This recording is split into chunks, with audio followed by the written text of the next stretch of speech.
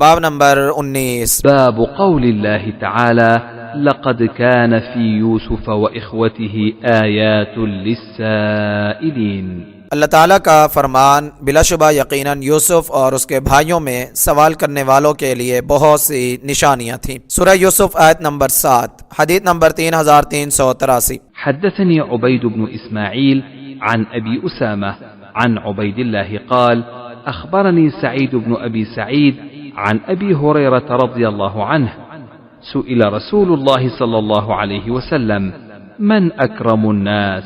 قال أتقاهم لله. قالوا ليس عن هذا نسألك. قال فأكرم الناس يوسف نبي الله ابن نبي الله ابن نبي الله ابن خليل الله. قالوا ليس عن هذا نسألك. قال فعن معادن العرب تسألوني؟ الناس معادن خيارهم في الجاهلية خيارهم في الإسلام إذا فقهوا. حدثني محمد أخبرنا عبدة عن عبيد الله عن سعيد عن أبي هريرة رضي الله عنه عن النبي صلى الله عليه وسلم بهذا۔ ابو ہریرہ رضی اللہ تعالیٰ عنہ سے روایت ہے کہ رسول اللہ صلی اللہ علیہ وسلم سے پوچھا گیا لوگوں میں سب سے معزز کون ہے؟ آپ نے فرمایا جو ان میں اللہ سے زیادہ ڈرنے والا ہے۔ انہوں نے کہا ہم اس کے متعلق آپ سے نہیں پوچھ رہے۔ آپ نے فرمایا پھر لوگوں میں سب سے معزز یوسف علیہ السلام ہے جو اللہ کے نبی، اللہ کے نبی کے بیٹے، اللہ کے نبی کے پوتے، اللہ کے خلیل کے پڑ پوتے ہیں۔ انہوں نے کہا ہم آپ سے اس کے بارے میں بھی نہیں پوچھ رہے۔ فرمایا پھر تم مجھ سے عرب کے خاندانوں کے بارے میں پوچھ رہے ہو؟ لوگ کانوں کی طرح ہیں، ان میں جو جاہلیت میں سب سے اچھے تھے وہی اسلام میں سب سے اچھے ہیں جب وہ یعنی دین کی سمجھ حاصل کر لیں۔ ہمیں محمد بن سلام نے بیان کیا، انہوں نے کہا مجھے عبدہ نے خبر دی عبید اللہ سے، انہوں نے سعید سے، انہوں نے ابو ہریرہ رضی اللہ تعالی عنہ سے، انہوں نے نبی صلی اللہ علیہ وسلم سے یہ حدیث بیان کی۔ فائدہ اس کی شرح حدیث نمبر 3353 میں گزر چکی ہے۔ حدیث نمبر 3384۔ حدثنا بدل بن المحبر أخبرنا شعبة عن سعد بن إبراهيم قال سمعت عروة بن الزبير عن عائشة رضي الله عنها أن النبي صلى الله عليه وسلم قال لها مري أبا بكر يصلي بالناس. قالت إنه رجل أسيف متى يقم مقامك رق. فعادت. قال شعبة فقال في الثالثة أو الرابعة إنكن صواحب يوسف مروا أبا بكر۔ عائشہ رضی اللہ عنہا سے روایت ہے کہ نبی صلی اللہ علیہ وسلم نے ان سے کہا ابو بکر سے کہو کہ وہ لوگوں کو نماز پڑھائیں۔ انہوں نے کہا وہ غمگین آدمی ہے، جب آپ کی جگہ کھڑے ہوں گے تو ان پر رقت طاری ہو جائے گی۔ آپ نے دوبارہ کہا، انہوں نے بھی دوبارہ کہا۔ شعبہ نے کہا آپ نے تیسری یا چوتھی بار فرمایا تم یوسف کے ساتھ والیاں ہو، ابو بکر سے کہو یعنی کہ وہ لوگوں کو نماز پڑھائیں۔ حدیث نمبر 3385۔ حدثنا الربيع بن يحيى البصري حدثنا زائدة عن عبد الملك بن عمير عن أبي بردة بن أبي موسى عن أبيه قال مرض النبي صلى الله عليه وسلم فقال مروا أبا بكر فليصلي بالناس. فقالت إن أبا بكر رجل، فقال مثله، فقالت مثله، فقال مروه فإنكن صواحب يوسف. فأما أبو بكر في حياة رسول الله صلى الله عليه وسلم فقال حسين عن زائدة رجل رقيق۔ ابو موسیٰ رضی اللہ تعالیٰ عنہ سے روایت ہے کہ نبی صلی اللہ علیہ وسلم بیمار ہو گئے، آپ نے فرمایا ابو بکر سے کہو وہ لوگوں کو نماز پڑھائیں۔ عائشہ رضی اللہ عنہا نے کہا ابو بکر ایسا آدمی ہے یعنی نرم دل ہے۔ آپ نے پھر پہلے والی بات کہی تو انہوں نے بھی اسی طرح کہا۔ آپ نے فرمایا ابو بکر سے کہو کیونکہ تم یوسف کے ساتھ والیاں ہو۔ تو ابو بکر رضی اللہ تعالیٰ عنہ نبی صلی اللہ علیہ وسلم کی زندگی میں جماعت کرواتے رہے۔ اور حسین نے زائدہ سے یہ لفظ بیان کیا رجل رقیق کہ وہ نرم دل آدمی ہے۔ فائدہ تم یوسف کے ساتھ والیاں ہو یعنی ظاہر کچھ کر رہی ہو اور دل میں اور بات ہے۔ یوسف علیہ السلام کے ساتھ والیوں کا قصہ اللہ تعالیٰ نے سورہ یوسف آیت نمبر 30-31 میں بیان فرمایا ہے۔ تفسیر القرآن الکریم میں سے اسے یہاں نقل کیا جاتا ہے۔ فلما سمعت بمکرہن ارسلت الیہن، اس آیت کی تفسیر اکثر بلکہ تقریباً سبھی مفسرین نے یہ کی ہے اور اس کے لیے جس تعویل کی ضرورت پڑی وہ بھی کرتے گئے ہیں۔ تفصیل اس کی یہ ہے کہ جب شہر میں اس واقعہ کی شہرت ہوئی تو عورتوں نے تانو تشنی اور ملامت کے تیر برسانا شروع کر دیے کہ عزیز مصر کی بیوی اپنے غلام کو پھسلا رہی ہے اور اس کی اتنی دیوانی ہو گئی ہے جو اس کی حیثیت کے خلاف ہے۔ جب عزیز کی بیوی نے ان کی ملامت کو سنا، یعنی قرآن میں لفظ ہے کہ جب اس نے ان کے مکر کو سنا، مکر کا سیدھا سا معنی فریب، سازش، خفیہ تدبیر ہوتا ہے، مگر ہمارے مفسرین نے اسے درست کرنے کے لیے کہا کہ وہ ظاہر تو ملامت کر رہی تھی مگر حقیقت میں وہ یوسف کا حسن دیکھنا چاہتی تھی۔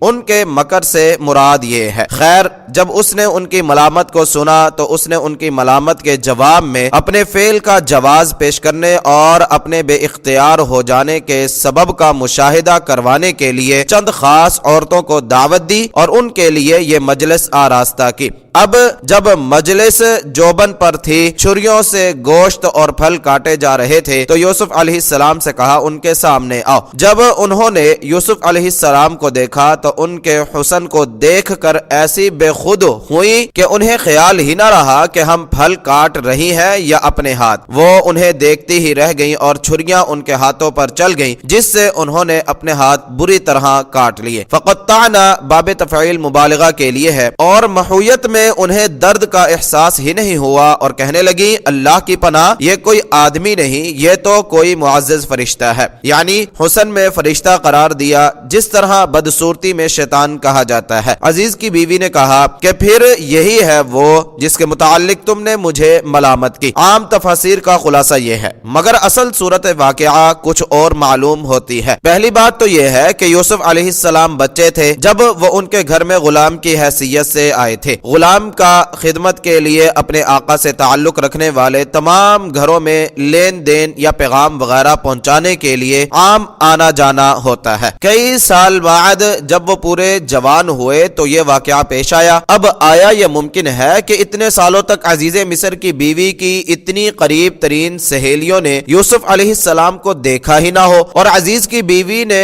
انہیں دکھانے کا اہتمام اب ہی کیا ہو؟ میں نے 20 تفسیریں پڑھی، بڑے بڑے باریک بین اہل علم جن کے علم و فضل کا یہ عاجز دل سے نہایت معترف ہے اور انہی کا خوشہ چین ہے، وہ اس سوال کے پاس سے خاموشی سے گزر گئے ہیں اور حسن یوسف سے بے خودی ہی کو ہاتھ کٹنے کا باعث قرار دیتے چلے گئے ہیں۔ البتہ چند ایک نے اس کی طرف توجہ کی ہے، انہوں نے اس کا جواب یہ تراشا ہے کہ عزیز مصر کی بیوی ہمیشہ یوسف علیہ السلام کو برقع پہنا کر رکھتی تھی تاکہ کوئی انہیں دیکھ نہ لے۔ مجھے تعجب ہوا کہ بعض مفسرین نے حسن یوسف کا تذکرہ کرتے ہوئے لکھا ہے کہ جب وہ مصر کی گلیوں میں چلتے تھے تو ان کے چہرے کے حسن اور نور کا عکس دیواروں پر پڑتا تھا۔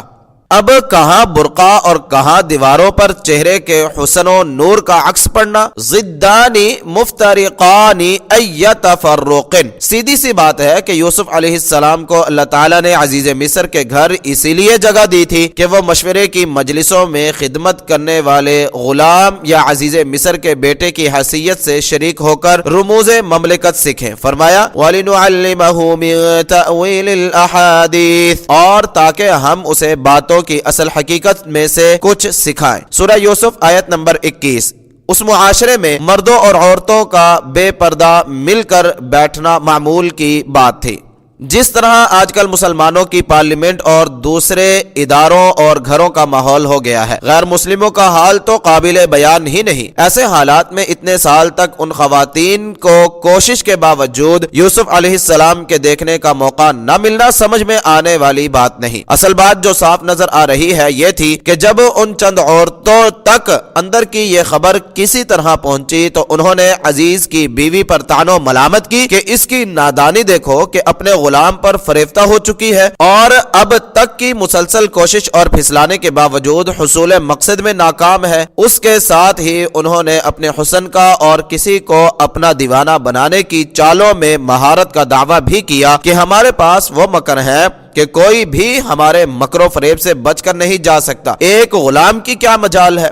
فلما سمعت بمکرہن، تو جب عزیز مصر کی بیوی نے ان کے مکر و فریب اور چالوں کا دعویٰ سنا تو انہیں دعوت دی کہ تم بھی اپنا ہنر آزما دیکھو۔ اگر وہ کسی ایک کو بھی دل دے بیٹھا تو میرے لیے بھی وجہ جواز بن جائے گی۔ باقاعدہ ان کی چال کی تفصیل سن کر ہر عورت کو دعوت کے لوازمات کے ساتھ خصوصاً ایک ایک چھری بھی دی۔ اب یوسف علیہ السلام عزیز کی بیوی کے کہنے پر شہر کی منتخب حسیناؤں کے سامنے آئے تو ان میں سے ہر ایک نے انہیں اپنے حسن اور ناز و انداز سے متاثر کرنے کی کوشش کی۔ جب کوئی کوشش کامیاب نہ ہو سکی تو انہوں نے بے بس عاشقوں کا آخری حربہ آزمایا کہ اگر تم نے ہمارا دل توڑا تو ہم خودکشی کر لیں گے۔ یہ ایسا مرحلہ ہوتا ہے کہ آدمی رحم کے جذبے کے ہاتھوں پھنس جاتا ہے۔ کئی لڑکیاں اسی طرح برباد ہوئی اور کئی لڑکے بھی۔ ضروری نہیں کہ سب عورتوں نے ایسا کیا ہو، بہرحال ان میں سے کچھ نے اپنے ہاتھ بری طرح زخمی کر کے اپنی خودکشی کی دھمکی دی۔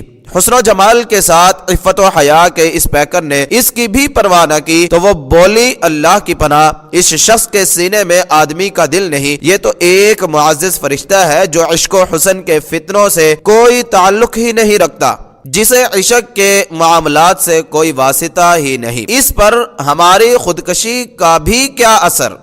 ایک فارسی شاعر نے کہا، عاشق نہ شدی محنت الفت نہ کشیدی، کسے پیش تو از قصہ ہجراں چے کشاید۔ ترجمہ، نہ تو عاشق ہوا نہ تو نے عشق کی مصیبت اٹھائی، تیرے سامنے کوئی جدائی کا قصہ کھول کر کیا سنائے۔ یہ حقیقت ہے کہ فرشتوں سے تشبیہ پاک بازی میں دی جاتی ہے، حسن میں نہیں۔ جس طرح ایک اردو شاعر نے ڈینگ ماری ہے، تر دامنی پہ شیخ ہماری نہ جائیو، دامن نچوڑ دیں تو فرشتے وضو کریں۔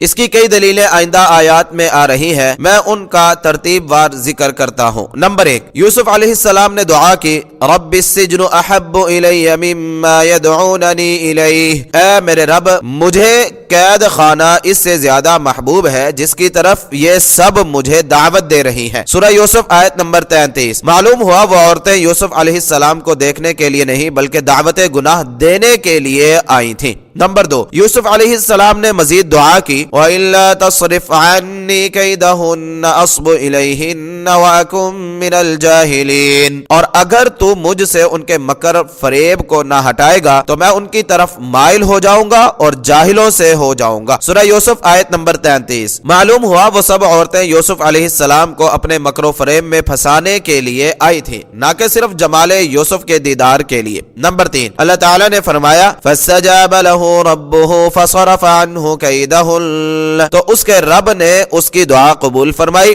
اس نے اس یعنی یوسف سے ان عورتوں کا فریب ہٹا دیا۔ سورہ یوسف آیت نمبر 34۔ اللہ تعالیٰ نے بھی اس دعوت کی کارروائی کو ان سب عورتوں کا مکر و فریب قرار دیا ہے۔ نمبر 4، یوسف علیہ السلام نے جب بادشاہ کے خواب کی تعبیر بتائی اور بادشاہ نے انہیں بلوایا تو یوسف علیہ السلام نے اس کے قاصد سے کہا کہ اپنے مالک کے پاس واپس جاؤ اور اس سے پوچھو، ما بال النسوة اللاتي قطعن ایدیہن ان ربی بکیدہن علیم، ان عورتوں کا کیا حال ہے جنہوں نے اپنے ہاتھ کاٹ ڈالے تھے، یقیناً میرا رب ان کے فریب کو خوب جاننے والا ہے۔ سورہ یوسف آیت نمبر 50۔ یہ آیت خصوصاً قابل غور ہے۔ جو لوگ کہتے ہیں کہ جہاں بھی عورتوں کے مکر کا ذکر ہے مراد صرف عزیز مصر کی بیوی ہے، دوسری عورتیں چونکہ اس کی ساتھی تھیں اس لیے ان کا ذکر ساتھ آ گیا۔ اب اس آیت پر غور کریں، عزیز کی بیوی نے تو ہاتھ کاٹے ہی نہیں تھے، وہ تو دوسری ہی عورتوں نے کاٹے تھے۔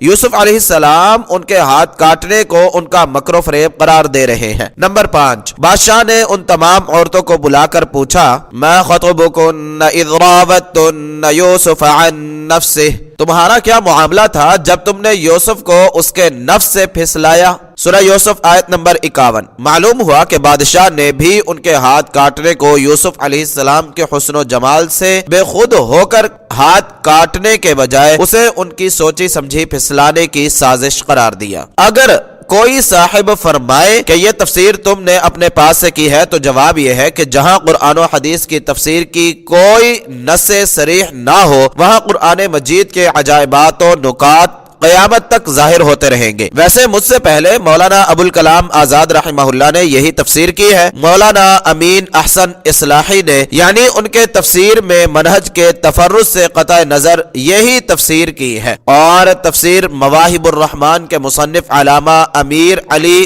ملیح آبادی رحمہ اللہ نے دوسری تفسیروں کے ساتھ یہ تفسیر بھی لکھی ہے۔ ان کے الفاظ ہیں، اور شاید کہ عزیز کی بیوی نے ان عورتوں سے اپنی مراد کے لیے استعانت چاہی ہو، اس طرح کہ حضرت یوسف علیہ السلام نے کہا تھا معاذ اللہ انہ ربی احسن مثوائی، یعنی اپنی پرورش کرنے والے عزیز مصر کی جو روح سے بلحاظ مربی ہونے کے یہ کام نہ کرے تو یہ عورتیں طالب ہوں، پھر ان کی تلویث کے بعد کام آسان ہو۔ چنانچہ بعض مفسرین نے قصہ روایت کیا کہ ان عورتوں میں ہر ایک نے زلیخا کی حیلہ گیری اور اشارہ سے حضرت یوسف علیہ السلام سے تخلیہ میں خواہش ظاہر کی اور ہر طرح کی زینت، مکر اور لجاجت اور حیلہ کا خاتمہ کر دیا تھا، اور کلام ما بعد میں اس کی طرف اشارہ بھی نکلتا ہے۔ چنانچہ جب یہ صورت معاملہ نظر آئی تو یوسف علیہ السلام نے دعا کی کہ اے میرے پروردگار، قید خانہ مجھے زیادہ پسند ہے، یعنی وہی مجھے منظور ہے، مما یدعوننی الیہ، اس کام سے جس کی طرف یہ عورتیں مجھے بلاتی ہیں۔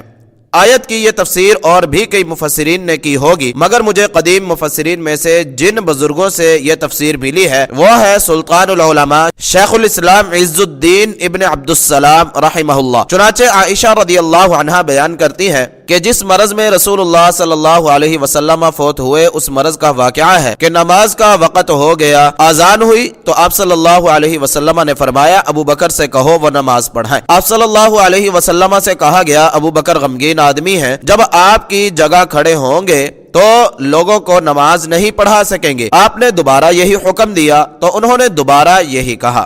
آپ صلی اللہ علیہ وسلم نے تیسری دفعہ یہی حکم دیا، چنانچہ آپ صلی اللہ علیہ وسلم نے فرمایا انکن صواحب یوسف مروا ابا بکر فلیصلی بالناس، تم یوسف کے ساتھ والیاں ہو، ابو بکر سے کہو نماز پڑھائے۔ صحیح بخاری کتاب الاذان باب حد المریض ان یشہد الجماعہ، حدیث نمبر 664۔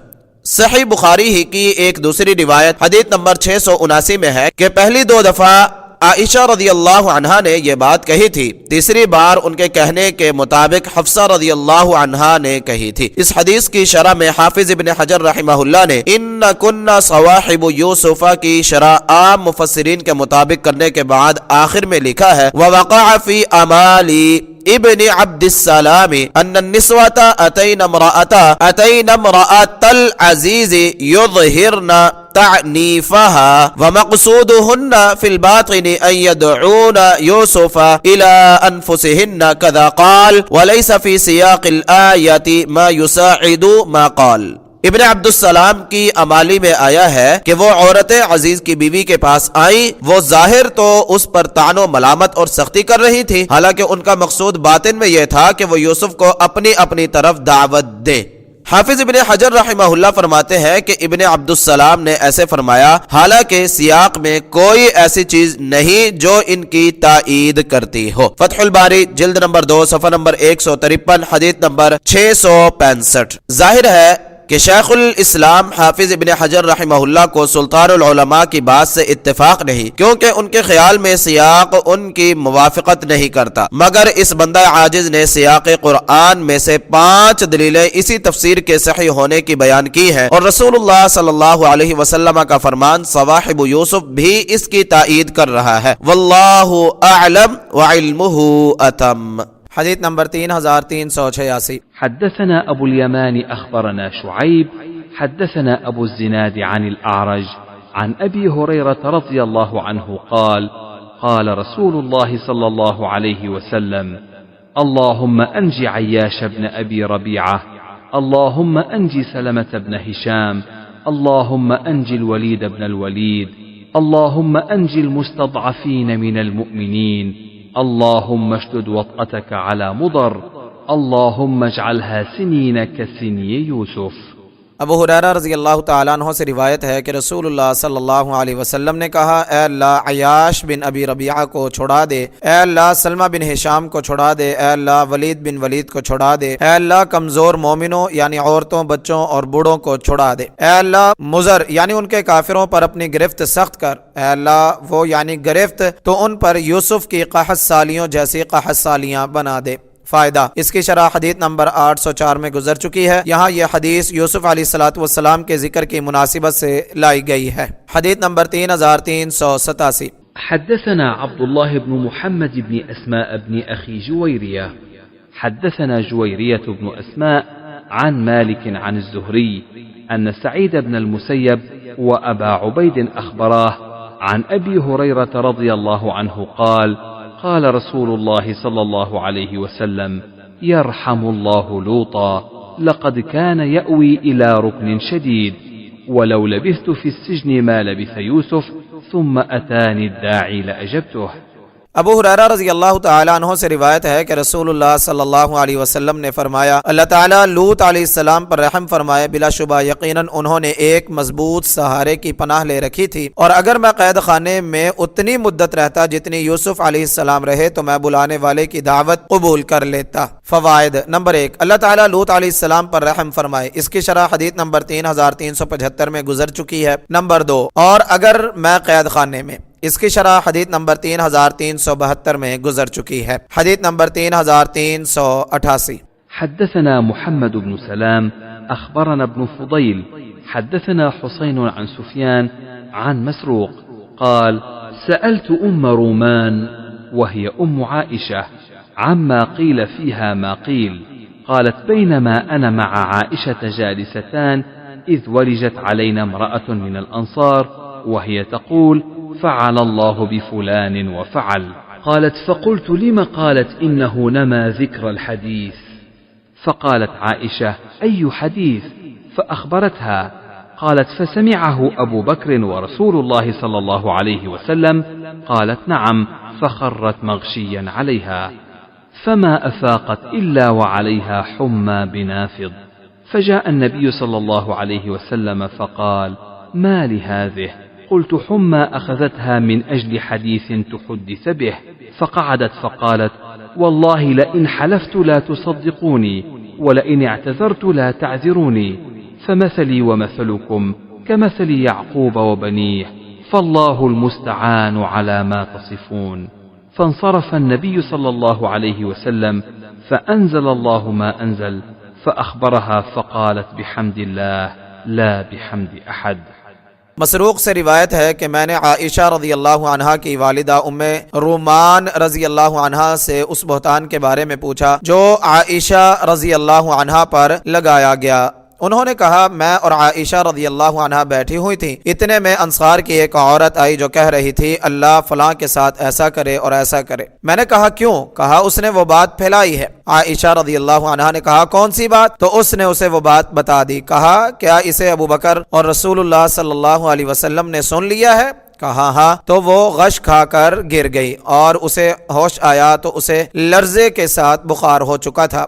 نبی صلی اللہ علیہ وسلم آئے، فرمایا: اسے کیا ہے؟ میں نے کہا: اسے اس بات کی وجہ سے بخار ہو گیا ہے جو اس کے بارے میں کہی گئی ہے۔ پھر عائشہ رضی اللہ عنہا اٹھ کر بیٹھ گئی اور انہوں نے کہا: اللہ کی قسم، اگر میں قسم کھاؤں تو تم مجھے سچا نہیں مانو گے، اور اگر عذر کروں تو تم اسے قبول نہیں کرو گے۔ سو میری اور تمہاری مثال یعقوب علیہ السلام اور ان کے بیٹوں کی ہے۔ اب تم جو کچھ کہتے ہو اس پر میں اللہ ہی سے مدد مانگتی ہوں۔ یعنی یہ سن کر نبی صلی اللہ علیہ وسلم چلے گئے تو اللہ تعالیٰ نے یعنی عائشہ رضی اللہ عنہا کی برات میں وہ آیات اتاری جو یعنی سورہ نور میں اتاری۔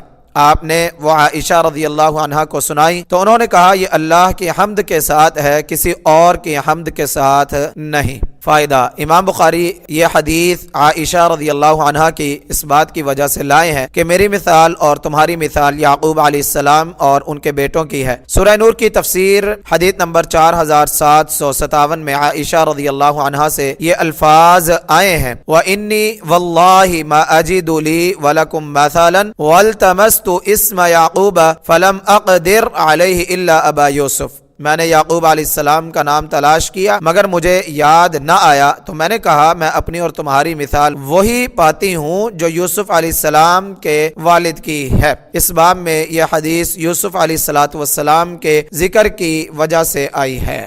اس حدیث کی سند میں انقطاع کے اعتراض اور اس کے جواب کا ذکر کتاب المغازی حدیث نمبر 4143 میں آئے گا انشاءاللہ تعالی۔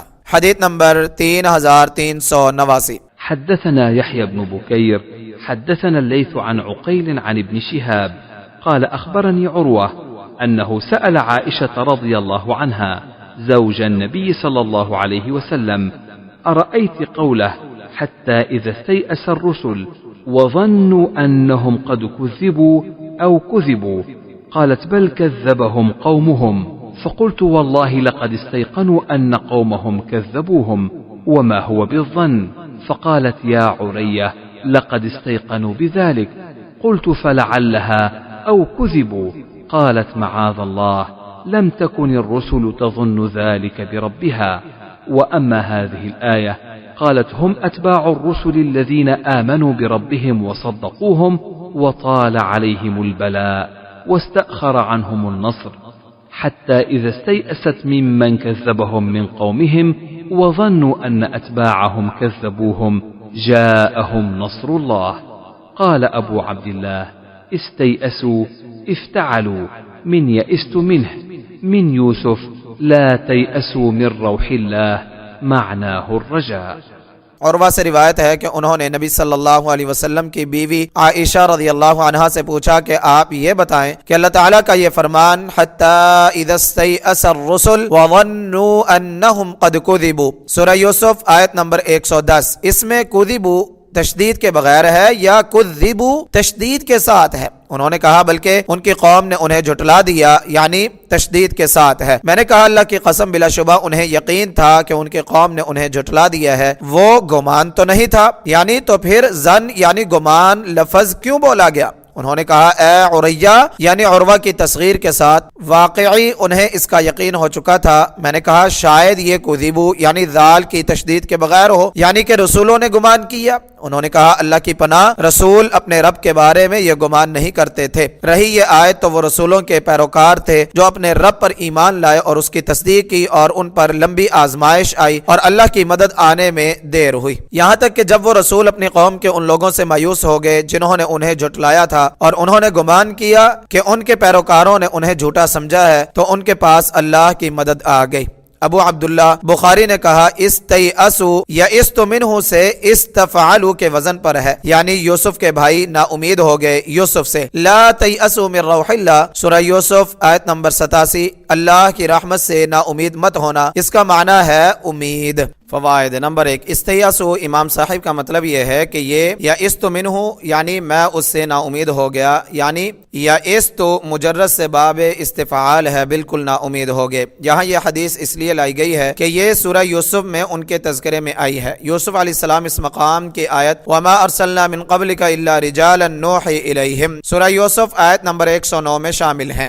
اور قید خانے میں اتنی لمبی مدت بند رہنے کی وجہ سے یعنی نا امیدی کے بعد ان کے پاس اللہ کی نصرت آ گئی۔ اتنے طویل عرصے میں عام طور پر نا امیدی چکر لگانے ہی لگتی ہے۔ فتح الباری نمبر 2، حتی اذا استیأس الرسل وظنوا انہم قد کذبوا، اس آیت کی تفسیر القرآن الکریم سے نقل کی جاتی ہے۔ حتی اذا استیأس الرسل، استیأس یئس میں مبالغہ ہے، یعنی بالکل مایوس ہو گئے۔ سوال پیدا ہوتا ہے کہ اس حتی یعنی یہاں تک کا تعلق پیچھے کس سے ہے؟ جواب یہ ہے کہ اس کا تعلق گزشتہ آیت وما ارسلنا من قبلک الا رجالا نوحی الیہم سے ہے، یعنی ہم نے تجھ سے پہلے فرشتے یا جن نہیں بلکہ آدمی بھیجے، وہ مدتوں اللہ تعالیٰ کی طرف دعوت دیتے رہے مگر ان کی قومیں ان پر ایمان نہیں لائیں، یہاں تک کہ جب رسول ان کے ایمان لانے سے بالکل نا امید ہو گئے۔ ظنہ کے معنی وسوسہ، گمان اور یقین تینوں آتے ہیں، یعنی انہوں نے گمان کیا کہ ان سے جھوٹ کہا گیا تھا۔ ظنوں کے فاعل کے متعلق 3 قول ہیں، ایک یہ کہ کفار ہیں، یعنی ان کی قوم کے کفار نے یقین کر لیا کہ رسولوں نے ہم سے جو کہا تھا کہ اگر تم ایمان نہ لائے تو تم پر عذاب آ جائے گا، یہ بات ہم سے جھوٹ ہی کہی گئی تھی، کوئی عذاب وغیرہ نہیں آئے گا۔ اس وقت ان رسولوں کے پاس ہماری مدد آ گئی اور مجرموں سے ہمارا عذاب ہٹایا نہیں جاتا۔ یہ معنی عبداللہ بن عباس اور عبداللہ بن مسعود رضی اللہ عنہم سے مروی ہے۔ دوسرا یہ کہ ظنوں کے فاعل اہل ایمان ہیں، یعنی رسول کفار کے ایمان لانے سے نا امید ہو گئے اور مومنوں کو بھی وسوسہ پیدا ہونے لگا کہ شاید کفار پر عذاب آنے کی بات ان سے جھوٹ ہی کہی گئی تھی۔ یہ معنی بھی درست ہے کیونکہ وسوسہ پیدا ہونا ایمان کے منافی نہیں، شیطان کا کام ہی لوگوں کے سینے میں وسوسے ڈالنا ہے، مگر اس پر مؤاخذہ نہیں۔ ابو ہریرہ رضی اللہ عنہ بیان کرتے ہیں کہ رسول اللہ صلی اللہ علیہ وسلم نے فرمایا ان اللہ تجاوز لی عن امتی ما وسوست به صدورها ما لم تعمل او تکلم، اللہ تعالیٰ نے میری امت کی ان باتوں سے درگزر فرمایا ہے جن کا وسوسہ ان کے سینے ڈالیں جب تک وہ انہیں منہ سے نہ نکالیں یا ان پر عمل نہ کریں۔ صحیح بخاری کتاب العتق باب الخطأ والنسیان فی العتاقہ حدیث نمبر 2528، صحیح مسلم حدیث نمبر 127۔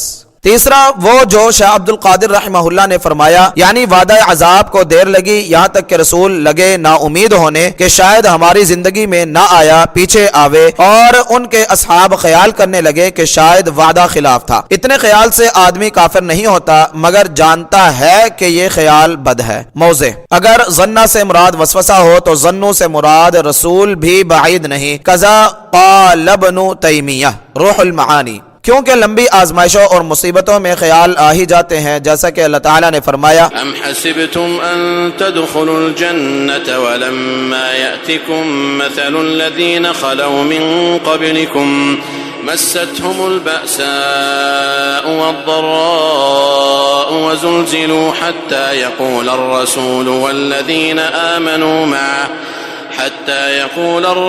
والذين آمنوا معه متى نصر الله ألا إن نصر الله قريب۔